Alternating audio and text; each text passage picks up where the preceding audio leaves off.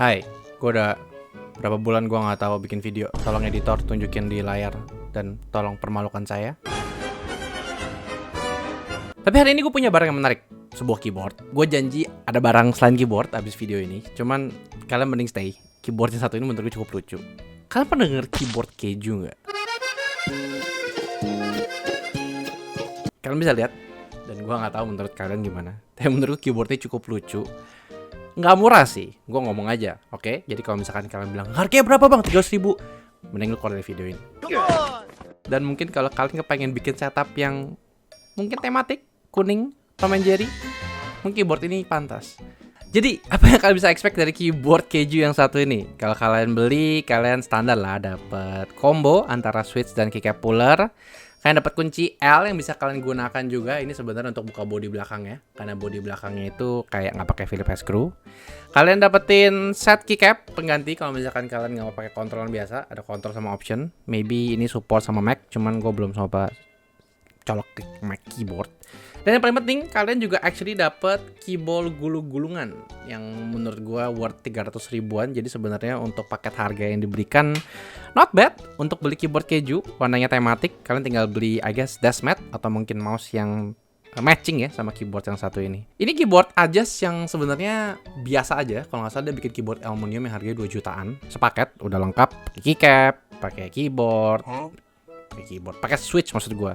Cuman dia kayaknya ada beberapa special edition dan ini salah satu kolaborasinya gitu kan dengan Nakot yang gue liat di casingnya yang sebenarnya kalau kotaknya agak bay banget ya gitu. Tapi keyboardnya ternyata cukup terang dan cukup lucu. Lihat kan, lucu, kuning. I mean like muka gue lucu.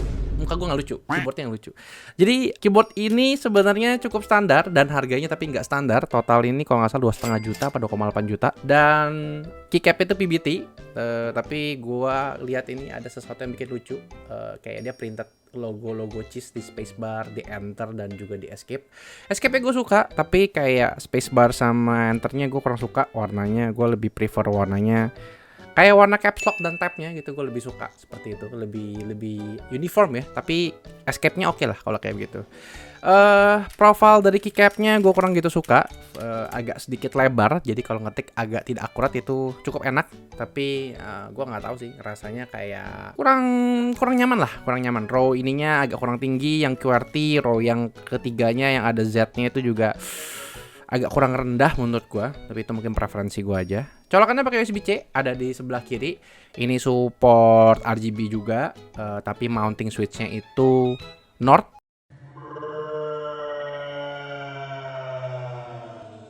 Jadi kalau misalkan kalian pakai keycap yang jenisnya GMK itu gak bisa guys. Nih gue tunjukin ya, gue bukain.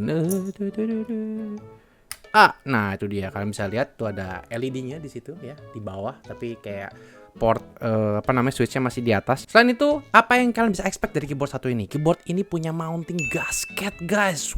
Wow, keyboard mahal udah pakai mounting gasket.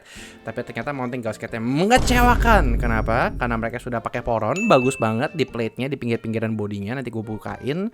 Tapi tengah-tengahnya masih menggunakan Phillips screwdriver. Jadi ini kalau kalian bisa lihat di tangan gue, ini masih ada beberapa screw. Totalnya tuh ada sekitar ya ada 5-6 titik gitu di keyboard yang menurut gue akan bikin titik alot yang gue sebenarnya bete. Karena poinnya dari gasket adalah mengurangi titik-titik alot tersebut. Dan kayaknya Ajas tuh takut keyboardnya mungkin kurang solid, makanya mungkin dibikin titik tersebut.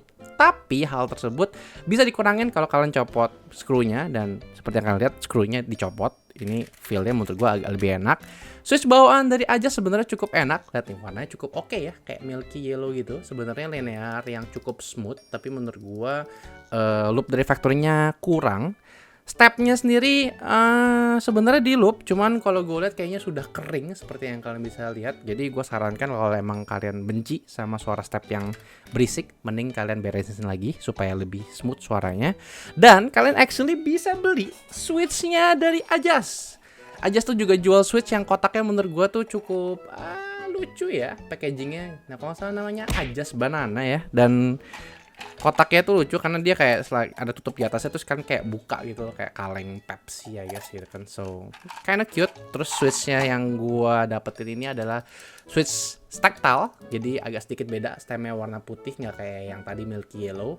Ini tactile-nya sebenarnya agak mirip sama brown, I guess. Kayak feel-nya kalau dipakai di atas board itu nggak terlalu berasa taktilnya, tapi sama berisiknya. Jadi kayak I guess brown ya menurut gue yang paling gampang, dan kelihatannya kayak cukup springy. Harusnya sih ini double spring nggak ya? Coba kita cek bareng-bareng. Harusnya sih tidak guys, spring biasa, cuman kayaknya springnya panjang. Jadi kalau misalkan dipakai buat di keyboard, ngetiknya tuh cukup cepet baliknya. Jadi kayak rasanya lumayan enak. Cuman kalau kalian nyari yang nonjok taktilnya, yang ini nggak terlalu nonjok lah. Bongkar cukup gampang. Kalian pakai cuma perlu screwdriver yang Phillips head screw, agak kecil kalau misalkan kalian mau yang bongkar screw di atasnya. Sama kalian dapat kunci L, atau kalau misalkan kalian memang punya ke screwdriver set, kan tinggal cari aja yang ukurannya bintang 6 heksagon dan agak kecil untuk buka bodi bawahnya. Dan kalian bisa menemukan PE foam kalau misalkan kalian belum pernah bongkar. Ini yang gue benci, soalnya mereka kepengen bikin gasket tapi nggak punya space enough, sehingga ketika ditaruh PE foam semuanya berasa sempit, mentok. Jadi kalau misalkan PE foam dicabut, tentu saja rasanya bisa agak lebih longgar, tapi ya suaranya mungkin nggak terlalu keredam karena nggak ada PE foam ya. Cuman suara aluminium gue nggak gitu masalah lah. Ini juga aluminium yang cukup tebel, bodinya tuh tebel, yang sebenarnya kalau mungkin ini bukan seri keju, menurut gue jadi agak kelihatan gendut. Tapi karena ini keju, gue jadi ngerasa keyboardnya lucu aja gitu loh menurut gue. Makanya gue akhirnya mau nerima aja untuk kayak bantu review, karena kayak menurut gue keyboard gue nggak perfect, dan harganya juga menurut gue kurang strategis. Soalnya 2,5 juta keyboard wired, nggak semua orang pengen ya. Apalagi di market itu udah banyak keyboard aluminium yang mungkin bisa dibilang harganya 1,5 juta, 2,5 juta, dan bahkan udah punya opsi wireless atau bahkan bluetooth. Cuma kalau misalkan kalian pengen yang tematik bentuknya kayak begini, dan kalian somehow suka sama tema keju, kenapa enggak? Keyboard itu kan menurut gue soal barang impresi pertama, dan harus sesuatu yang nggak cuman enak dipakai, tapi sebenarnya lucu ya untuk dilihat, bikin hati seneng. Dan menurut gue gak bisa berhenti ketawa. Ini yang bikin gue sebenarnya pengen review.